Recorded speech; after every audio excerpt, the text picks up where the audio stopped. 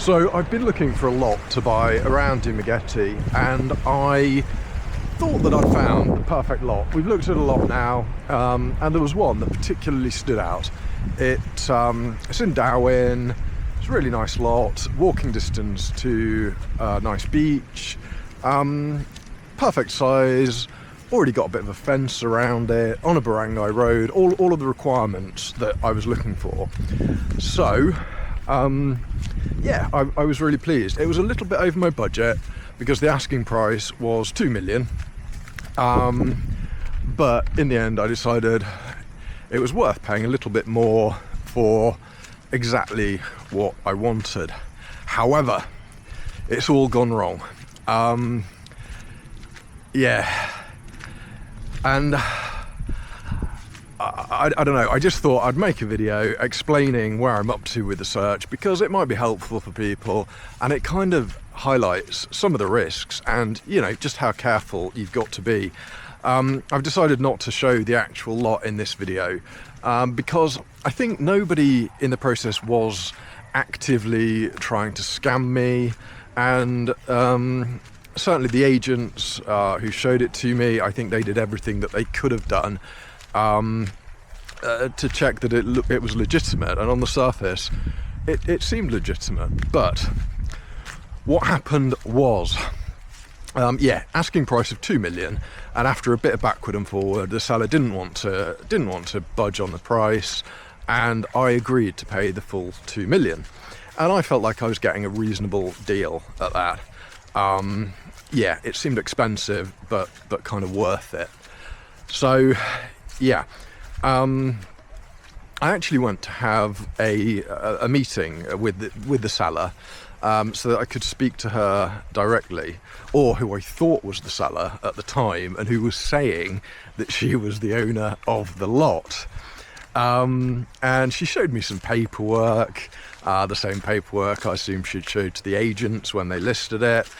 And it was, the title was in the name of a dead relative of hers, but it all kind of looked legitimate.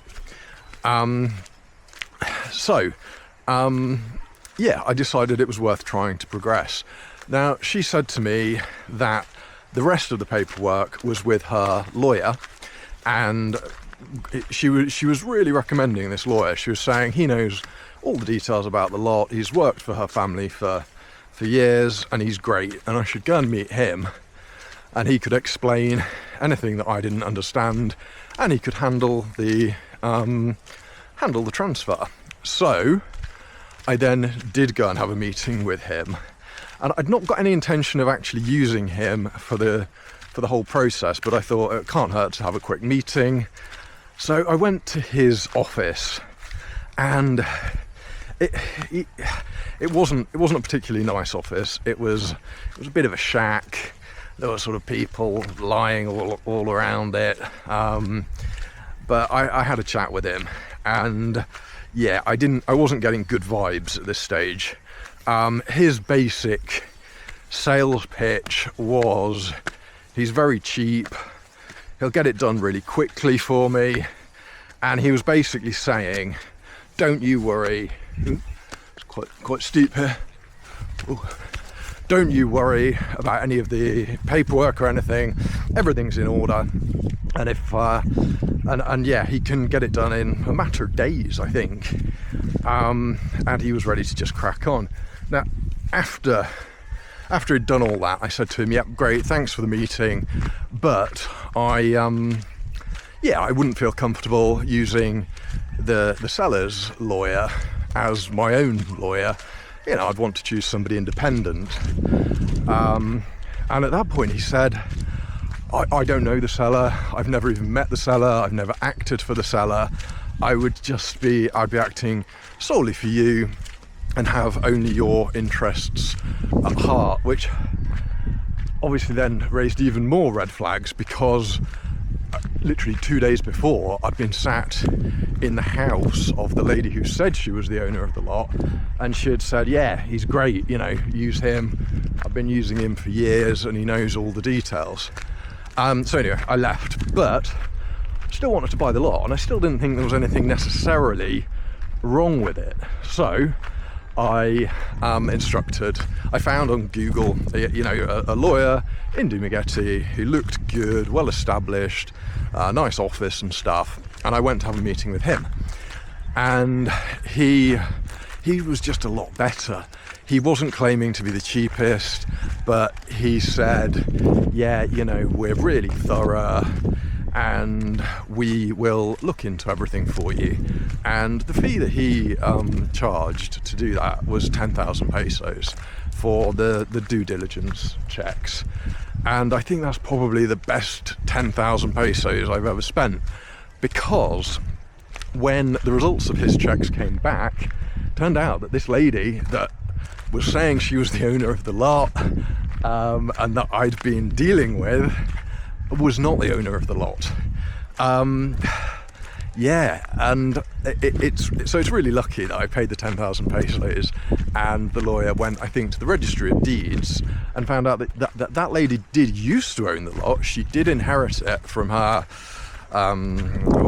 parents, who in turn inherited it from their parents. But she'd sold the lot in 2016. But because of how everything works out here, the title hadn't been updated still. And she did have, to be fair to the agents and everybody else involved, she did have the paperwork. She had the original title certificate, and she had a trail going from that original owner to her. But of course she would have, because she used to own it, though she'd already sold it. So my lawyer managed to track down the true owner, who was a lady who lived in Manila. Now, I do want to make it clear, I don't think that this lady was trying to scam me. I think she'd probably spoken to the true owner who lived in Manila, and between them they'd kind of decided, we want to sell the lot, and because it's 10 years later and the paperwork still hasn't been completed, the transfer, and because I'm in Manila, maybe it's just easier if we pretend that 2016 sale never took place. So that's kind of my generous interpretation of what happened. But I think that had I just gone with the original lawyer, I think I'd have ended up giving 2 million to this lady who had no interest in it since 2016. So that is very lucky. But anyway, my lawyer contacted the true owner, and she said, she is still happy to sell it. And so I thought, great, a little bit of a hiccup, but we'll progress from there. So I said to the lawyer, okay, crack on with all of the other work that you've got to do then. Get the paperwork together and we'll go forward. So we did for a few days. And then I'm contacted by the lawyer or by the agent, I can't remember, saying, okay, so the price is still 2 million, but you need to pay the seller's capital gains tax bill as well. So I wasn't that happy about that, and after a bit of backward and forward, I ended up agreeing to pay her capital gains tax bill. And it was unclear exactly how much that would have been. It's a percentage of the assessed value or the declared value, which is not necessarily the sale price.